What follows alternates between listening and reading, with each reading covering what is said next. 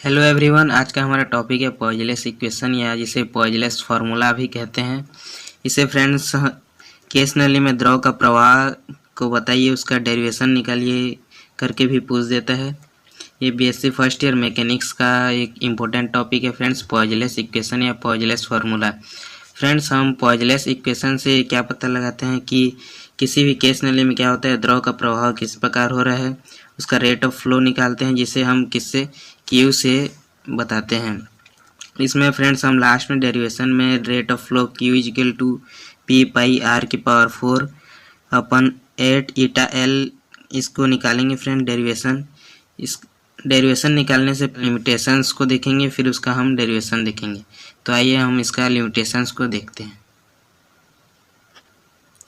Friends, पॉइजलेस equations के 3 सीमाएं या 3 लिमिटेशंस होते हैं। अगर ये 3 सीमाएं जो है केसनली अगर अपने में रखता है तो वह क्या पॉइजलेस इक्वेशन को सेटिस्फाई करता है। तो पहला लिमिटेशंस है कि प्रवाह क्या होना चाहिए, स्थायी तथा धारा रेखीय होना चाहिए। मतलब जो केसनली में जो द्रव प्रवाहित होता है उसका क्या होना चाहिए, स्थायी धारा प्रवाह होना चाहिए, और क्या होना चाहिए, धारा रेखीय होना चाहिए। सेकेंड लिमिटेशन है दोनों सिरों का दावांतर क्या होना चाहिए, नियत रहता है।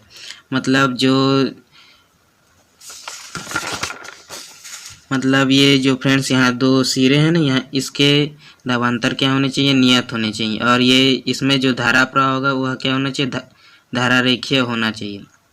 और थर्ड लिमिटेशंस क्या बोलता है कि उसका जो वेग होता है फ्रेंड्स, जो अक्ष, ये अक्ष है, ये वाला, ये रेड लाइन वाला ये अक्ष है, उससे अक्ष से जो सबसे ज़्यादा दूरी पर होता है, मतलब कि केस नली के जो पर्त की दूरी होती है वहाँ पे क्या होना चाहिए, वेग क्या यहाँ पे शून्य होना चाहिए। ये 3 लिमिटेशंस हैं फ्रेंड्स इसके। अगर किसी भी केस नली में धारा प्रवाह हो रहा है, अगर वह इन 3 सीमाओं को अगर क्या सेटिस्फाई कर रहा है तो उसमें क्या पॉइजली इक्वेशन क्या होता है, सेटिस्फाई होता है, यूज़ करने लायक होता है। तो अब इसका हम डेरिवेशन को देखते हैं। पॉइजलेस इक्वेशन के डेरिवेशन में आपको ये डायग्राम बनाना है, जिसमें ये क्या है, एक केस नली है, ये बी क्या है, एक केस नली है जिसकी लंबाई क्या है, एल है, और त्रिज्या आर है। इसका अक्ष क्या है, ओ है, ये वाला फ्रेंड्स इसका ओ जो है ये अक्ष है। आर त्रिज्या का एक, एल लंबाई का एक क्या है, केस नली है, जिसमें इसके लिमिटेशंस में मैंने आपको बताया था कि इसमें क्या द्रव प्रवाह हो रहा है, और उसका प्रवाह क्या है, धारा रेखीय प्रवाह है, और उसकी वेग क्या है, पर्थ में क्या क्या समान है। ये फ्रेंड्स पी और क्यू माना 2 पर्थ है, द्रव प्रवाह हो रहे हैं मतलब उसमें बहुत सारे विभिन्न पर्थ होंगे, तो माना ये पी और क्यू 2 पर्थ हैं। पी जो पी है फ्रेंड्स उसका अक्ष से दूरी क्या है, एक्स है, और जो क्यू है उसका अक्ष से दूरी क्या है, एक्स प्लस डी एक्स है। पी का वेग क्या है फ्रेंड्स, वी है, और क्यू का वेग वी माइनस डी है, क्योंकि फ्रेंड्स हम जानते हैं अक्ष से जितनी भी अधिक दूरी होगी किसी भी पर्त की, उसका वेग क्या होता जाता है, कम होता जाता है। तो क्यू का क्या है वेग, वी माइनस डी वी, और पी का वेग है वी। तो अब फ्रेंड्स इसमें द्रव प्रवाह हो रहा है तो इसमें क्या लगेगा, एक श्यान बल लगेगा, जिसे हम क्या एफ से दर्शाएंगे, श्यान बल। फ्रेंड्स इसमें न्यूटन के अनुसार पर्त पी पर क्या लगेगा, श्यान बल लगेगा। और फ्रेंड्स यहाँ पे और एक बल कौन सा लगेगा, परिच्छेद पर एक बल लगेगा, कौन सा, दावांतर के कारण एक बल लगेगा। तो दोनों बल को फ्रेंड्स निकाल के दोनों को क्या करेंगे, कंपेयर करेंगे, फिर उसका डेरिवेशन स्टार्ट होता है। तो चलिए इसका डेरिवेशन स्टार्ट करते हैं। फ्रेंड्स जो केस नली है उसमें 2 पर्त पी और क्यू है, उसके बीच में क्या और एक पर्त की क्या करते हैं, कल्पना करते हैं। माना पी और क्यू के मध्य क्या है, और एक पर्त है। तो उसके बाद आपको लिखना है, इस बेलनाकार पर्त की लंबाई नली की लंबाई के बराबर तथा मोटाई dx और त्रिज्या x है। जो पर्त की कल्पना की है उसकी लंबाई नली की लंबाई की क्या है, बराबर है, और उसकी मोटाई क्या है, dx और त्रिज्या x है। माना कि यह पर्त p तथा q दोनों पर्तों के बीच में है। जैसे बताया था p और q के बीच में एक पर्त की क्या है, कल्पना की है। अतः न्यूटन के नियमानुसार पर्त p पर लगने वाला श्यान बल हम जानते हैं F इजिकल टू ईटा ये dv अपन dx। माइनस यहाँ इसलिए लगा है फ्रेंड्स क्योंकि यहाँ जो द्रव का प्रभाव हो रहा है वो क्या है, विपरीत है। जो बल लग रहा है श्यान बल उसके क्या है, विपरीत है। फिर अतः F is equal to minus eta 2 pi X L dv upon x। यहाँ यहाँ ये जो है उसका क्षेत्रफल क्या हो जाएगा 2πrl। बेलन का क्षेत्रफल क्या होता है फ्रेंड्स 2πrl। तो यहाँ 2πrl का मान भर दिए हैं प्लस ईटा 2πxl अपन dv अपन dx। इसको क्या लेंगे इक्वेशन 1। फिर आपको लिखना है यह बल द्रव की प्रवाह की दिशा के विपरीत है, उसीलिए यहाँ क्या लगा है माइनस साइन लगा है।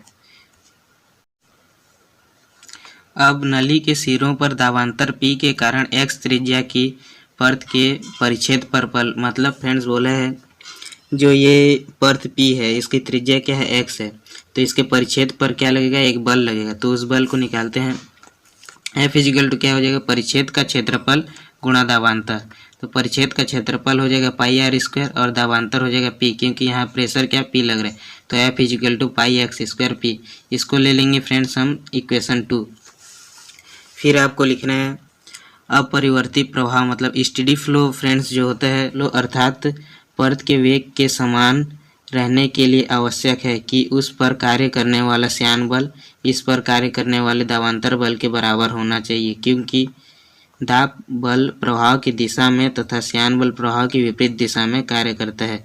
फ्रेंड्स इसमें बोला गया है कि जो दोनों बल को हम निकाले हैं वो दोनों क्या होंगे एक दूसरे में बराबर होंगे।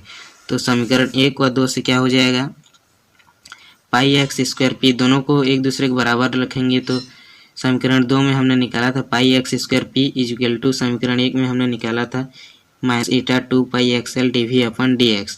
तो दोनों को बराबर करके हम क्या dv का मान निकालेंगे। dv का मान निकलेगा यहाँ minus XP 2 eta L dx। तो फिर dv को और थोड़ा सा सॉल्व करके निकलेगा dv is equal to minus P upon 2 eta L x dx। Next लिखना है आपको दोनों पक्षों का क्या करेंगे हम समाकलन करेंगे।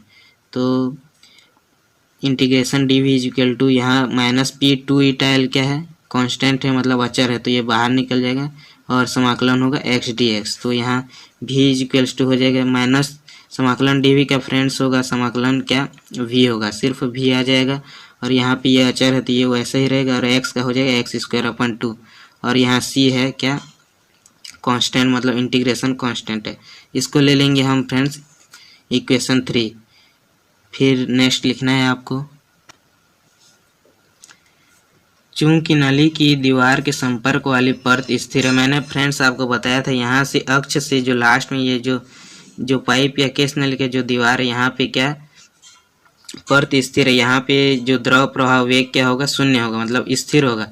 अतः जब x इजिकल टू आर मतलब ये टोटल क्या है x है, ये जो x अगर r हो जाएगा तो फ्रेंड्स क्या हो जाएगा v यहाँ पे क्या होगा 0 होगा। तो समीकरण 3 जो हमने समीकरण 3 निकाला था वहाँ v यहाँ जहाँ v था वहाँ क्या हो जाएगा 0 हो जाएगा और जहाँ x था वहाँ r हो जाएगा। तो वहाँ पे आप रखने से आपको ये मिलेगा 0 is equal to minus P upon 2 eta L r square upon 2 plus C। फिर यहाँ से आपको C का वैल्यू निकालना है। C इजिकल टू आ जाएगा P r स्क्वायर। इसको फ्रेंड्स इस साइड भेज देंगे तो ये क्या हो जाएगा ये पॉजिटिव हो जाएगा तो P r स्क्वायर 4 ईटा L।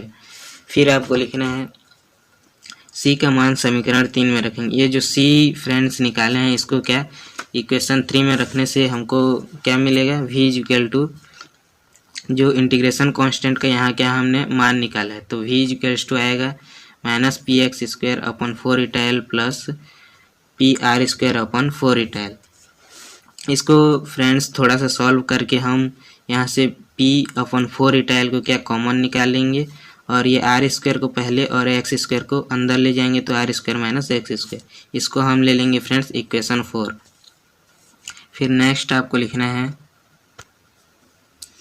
जो फ्रेंड्स इक्वेशन 4 है उसको क्या लिख सकते हैं इक्वेशन 4 किसी केस नली या बेलनाकार नली में बहने वाली द्रव की विभिन्न परतों के वेग का क्या है वितरण प्रदर्शित करता है। मतलब फ्रेंड्स ये जो v वेग वेलोसिटी निकालें ये p और q या कहीं पे भी किसी भी द्रव का क्या वेग को प्रदर्शित करता है। फिर अब हम p व q परत के बीच इस बेलनाकार परत के द्वारा प्रति सेकंड बहने वाले द्रव का आयतन मतलब rate of flow volume rate of flow निकालेंगे, जिसे हम किससे प्रदर्शित करेंगे dq से। तो वॉल्यूम इजिकल टू होता है क्षेत्रफल गुणा वेग। तो फ्रेंड्स dq इजिकल टू हो जाएगा क्षेत्रफल गुणा वेग से।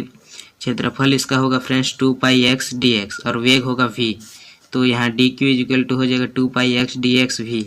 तो फिर समीकरण 4 से क्या v का मान रखने पर, जो फ्रेंड्स समीकरण 4 हमने इक्वेशन 4 से v निकाला था, यहाँ पे v का क्या रखेंगे, वैल्यू का रखेंगे। तो डी क्यू इजिकल टू हो जाएगा 2 pi x D x P 4 eta L R square minus x square. Next देखिए फ्रेंड्स, अतः संपूर्ण नली से प्रति सेकंड प्रवाहित द्रव का आयतन उपरोक्त समीकरण को x के मान x बराबर 0 से x बराबर r तक समाकलित करके ज्ञात किया जा सकता है। अर्थात नली से प्रति सेकंड प्रवाहित द्रव का आयतन या द्रव प्रवाह की दर q is equal to 0 to r D Q. Friends यहाँ पे क्या करना है, हमको इंटीग्रेशन करना है। कहाँ से कहाँ, 0 से r तक, क्योंकि x बराबर यहाँ क्या है 0 है ओ पर, और यहाँ पर क्या है x बराबर r है। तो 0 से r अगर इंटीग्रेशन कर देंगे तो हमें क्या मिल जाएगा, रेट ऑफ फ्लो। फिर q इजिकल टू हो जाएगा integration 0 to r D Q. D Q हमने फ्रेंड्स निकाला था 2 pi x D x P upon 4 eta L R square minus x square. तो यहाँ से पी पाई और 2 ईटा एल क्या हो जाएगा, कांस्टेंट है तो बाहर निकल जाएगा। तो 0 से r इंटीग्रेशन क्या बचेगा, R square minus x square और क्या डी एक्स, और ये वाला x बचेगा। तो यहाँ से फिर जो पी पाई अपन 2 ईटा एल है 0 to r R square X, ये x को क्या दोनों के साथ मल्टीप्लाई कर देंगे तो R square X minus X cube D X. फिर पी पाई 2 ईटा एल, इसका हमने क्या इंटीग्रेशन किया है तो R square X square upon 2 और एक्स क्यूब का हो जाएगा एक्स की पावर 4 अपन 4 0 टू r। यहाँ लिमिट लग गया फ्रेंड्स, अपर लिमिट r और लोअर लिमिट 0। फिर आपको लिखना है P pi 2 eta L R की पावर 4 अपन 2, क्योंकि फ्रेंड्स यहाँ जहाँ जहाँ x है वहाँ पे क्या रख देंगे, अभी r रख देंगे। तो यहाँ r x की जगह r रख देंगे तो r स्क्वायर और r स्क्वायर हो जाएगा r की पावर 4 अपन 2, और माइनस यहाँ x है तो x की जगह r रखेंगे तो r की पावर 4 अपन 4।